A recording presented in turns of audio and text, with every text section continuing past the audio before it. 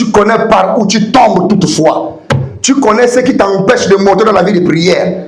Tu connais ce qui t'empêche de gêner. Tu connais ce qui t'empêche d'adorer Dieu. Tu connais ce qui t'empêche de venir à l'église. Tu connais exactement le problème qui t'affaiblit dans la foi. Tu connais exactement ce qui attire les sorciers dans ta vie. Tu connais ce qui t'attaque dans les rêves. Tu connais ce qui t'attaque dans les songes. Si Dieu est Dieu et que toi tu es sincère, il faut que Dieu descende pour t'accorder un jour V en détruisant tes ennemis. Vous comprenez? Ils doivent être détruits dans ta vie. Jour V, jour victoire. Vous comprenez? Et il dit, c'était en avril. Probablement qu'il fallait 1609 km pour traverser le Jourdain. Parce qu'au sommet des montagnes là-bas, la neige avait fondu. Et le fleuve s'était étendu sur toutes les plaines. Vous me suivez? Et sans doute que l'ennemi a pu dire, eh bien, Dieu est vraiment général, n'est-ce pas? Il a conduit son armée jusqu'ici, au printemps, lorsque le fleuve est plus dangereux et que c'est le pire moment pour traverser. Et il conduit son armée là. Il l'a conduit là pour la traverser. Non. Dieu laisse les déceptions arriver pour montrer la victoire. Vous voyez là-bas? Dieu laisse les déceptions arriver pour montrer quoi? Oui. Oh, seulement si vous pouvez comprendre ça. Dieu laisse la victoire, la déception atteindre ta vie. C'est pour montrer quoi? Combien même tout le monde a dit que c'est fini. Combien même tout le monde a dit que ici là, tu ne pourras plus la voir. Dieu permet que les déceptions arrivent. Papa meurt, maman meurt, l'oncle tel meurt, tonton tel aime.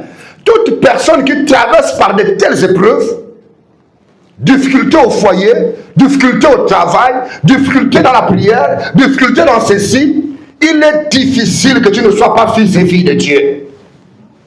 Les enfants de Satan, eux, ils sont à l'aise.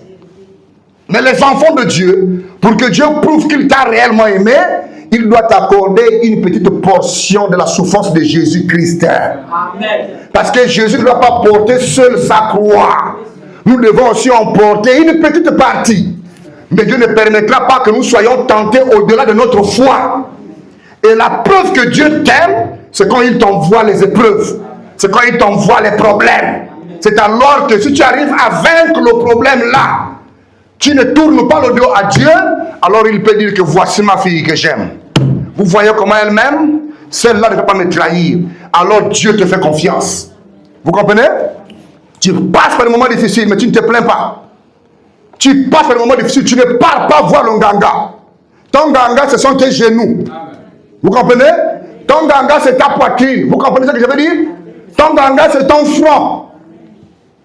Alors Dieu comprend que cet enfant-là me fait confiance. Cet enfant m'aime réellement. Et comme cet enfant m'aime, comme cet enfant peut supporter les tests que je l'envoie, comme cet enfant peut supporter les épreuves que je l'envoie, alors je ferai ce que je vais faire de lui. Vous comprenez? Abraham, 25 ans d'épreuves, jour pour jour. C'était pas 25 jours, hein? 25 ans! Première année, l'enfant ne vient pas. Deuxième année, l'enfant ne vient pas. Troisième année, l'enfant ne vient pas. Quatrième année, l'enfant ne vient pas. Cinquième année, l'enfant ne vient pas. Ah, Abraham, mais Sarah, la ménopause s'approche. Non, Dieu a dit que Sarah aura les enfants. Ah, toi aussi avec ce Dieu-là. Mais pas une deuxième femme, toi aussi. Dieu a dit que Sarah aura les enfants. Il m'a promis que j'aurai un enfant. Amen. 15 ans. Mais Abraham, toi aussi, mais change un peu. Dieu là. Dieu ne peut pas me mentir. C'est Dieu qui m'a dit qu'il va me le donner. Amen. Donc ça viendra. Amen. 17 ans, 18 ans, Abraham dit à Sarah, Sarah, bon c'est le moment, hein? Allons-y un peu maintenant du côté des petits paris là-bas. Allons-y vérifier tout ce qui vendent les trousseaux. Voilà Abraham, 70 ans, 75 ans, avec Sarah, hein? Les deux vieillards, en bolo, dans le grand magasin. Oh, viens Abraham, bonjour. Oui, bonjour. C'est comment? Non, on est venu payer pour les, on est venu pour payer les trousseaux. Les gens. Vous voyez les chrétiens d'aujourd'hui? C'est pas possible. Ok. Ah, mais Abraham, ça là, c'est... Non, ça c'est... Non, c'est un garçon qui arrive. Dieu m'avait dit que c'est un garçon qui arrive. Tu entends, il dit que Dieu l'avait dit que l'enfant... 75 ans, 90 ans. Amen. Ouais, il dit que non, c'est Dieu qui l'avait dit. Non, les églises là où... À l'âge là. Amen. D'accord, fais ton argent. Prends ton argent, laisse-le. Voilà, Sarah qui prend les robes de l'enfant, il essaye. Là, Sarah qui prend les culottes d'Isaac, là, il essaye. Ça, il met à côté. Les moqueurs. Vous comprenez? Amen. Mais Sarah et Abraham, qu'est-ce qu'ils ont fait? Jusqu'à 20 ans, ils continuent de payer. Payer l'eau, payer le lait. Nirsi, allez, prends les cartons de Nirsi, dépose là-bas. Nirsi 1, Nirsi 2, Nirsi 3, déposez. 22 ans, 23 ans, 24 ans, il faut fuir les maisons, quitter le monde. Le vieux, quand vous dites que c'est un sorcier, vous ne comprenez pas. Il a des enfants mystiques. Parce qu'on ne voit pas les enfants, mais tout le jour, il ne peut pas payer les trousseaux, tout le jour, il ne peut pas payer les épingles, les laits, il ne peut pas payer les compresses des enfants, il paye les Nirsi, il nourrit les enfants mystiques. Si vous ne comprenez pas. Quand on vous dit que c'est un sorcier, vous ne croyez pas. Hein? Amen. Abraham a dit, moi, je reste fidèle avec Dieu. 25 ans. Il n'avait jamais boudé un seul jour. Il n'avait jamais dit que, ah non, Dieu aussi, dans cette fois-ci, quand moi je suis fatigué, quoi. Oh Dieu, j'en ai assez. Moi, l'église, au revoir. Moi, l'église m'a déçu, hein.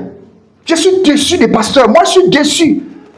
Tous ceux qui disent qu'ils sont déçus des pasteurs n'ont jamais reçu le Saint-Esprit et ils n'ont jamais été en contact avec Dieu. Ceux-là se sont confiés aux hommes plutôt que de se confier à Dieu. Amen. La Bible dit malheur à l'homme qui se confie à l'homme. Maudit soit l'homme qui se confie dans l'homme et béni soit celui qui se confie en l'Éternel. Peu importe l'église que tu fréquentes, même si le pasteur est dans le temple des démons, si toi, ta foi est attachée à Dieu, le pasteur ne te fera rien. Amen. C'est lui qui mourra avec ces mauvaises choses. Amen. Mais toi, ton âme sera sauvée. Amen. On ne part pas à l'église à cause du pasteur. Amen. Mais on part à l'église parce qu'on est fils et fille de Dieu. Amen. Et que Dieu, on ne l'adore pas dans la chair, mais on l'adore dans l'esprit. Amen. Vous comprenez? Amen. Quiconque se confie dans l'homme sera dans la confusion. Amen. Quiconque se confie à un pasteur sera dans la confusion. Amen. Parce que le pasteur aussi c'est un homme. Amen. Vous comprenez? Amen. Il n'y a pas un homme qui est vacciné contre le péché. Amen. Personne. Un jour il finira par tomber. Un jour il finira par commettre l'irréparable. Alors tu diras quoi? Désormais je ne suis plus chrétien. Comme le pasteur est tombé, moi désormais je ne serai plus chrétien. Ça veut dire que ta foi était sur le pasteur. Prenez votre foi ce soir.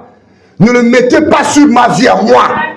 Je suis faible comme vous. Amen. Je ne prêche que par la grâce. Amen. Prenez votre foi et dirigez-la au Seigneur Jésus-Christ. Croyez en lui et en lui seul. Amen. Notre Dieu est immortel. Amen. Et le Dieu immortel s'appelle le Seigneur Jésus-Christ. C'est à lui que vous devez croire. Amen. Quand nous allons nous séparer ici, chacun ira dans sa maison. Ce n'est pas moi qui serai dans ta chambre. Amen. Ce n'est pas moi qui serai dans ton sommeil. Amen. Je ne serai pas dans ton songe et dans tes rêves. Amen. C'est pourquoi s'il y a que Jésus que vous devrez aimer, amen, plus que tout autre sur la terre. Amen. Et votre confiance doit être donnée à Jésus. Amen. Dis Amen. Amen. Oui, monsieur. Les hommes de ce monde vont mourir. Le ciel et la terre passeront, mais sa parole ne faillira jamais. Et il est le seul qui a laissé un tombeau vide. Son nom c'est le Seigneur Jésus-Christ. Vous vous attachez à lui et vous serez toujours dans la victoire. Laissez les hommes. Ça c'est des histoires. Je n'abandonnerai jamais Jésus-Christ parce que le pasteur est tombé avec les femmes. Parce que le pasteur est parti voler. Parce que le pasteur est parti se battre. Ou parce que le pasteur a escroqué l'argent de brebis. Ça c'est son problème. Il va répondre devant Dieu. Mais moi je garde ma foi intacte devant Jésus. Dis Amen. La Bible dit la foi vient de ce que l'on entend. C'est qu'on entend la parole de Dieu. Amen. La foi ne vient pas de ce qu'on entend un pasteur. La foi ne vient pas de ce qu'on entend les paroles d'un pasteur.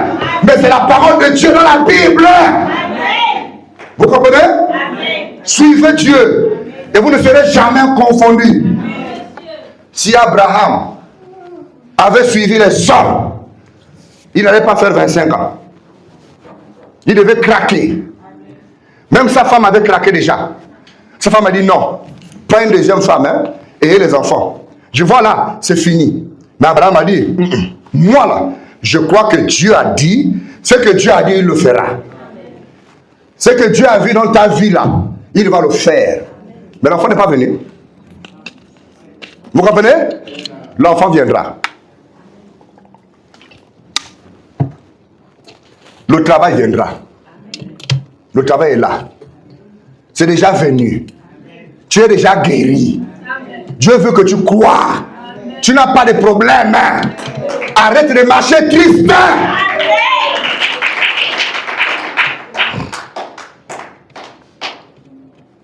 Ne marche pas triste.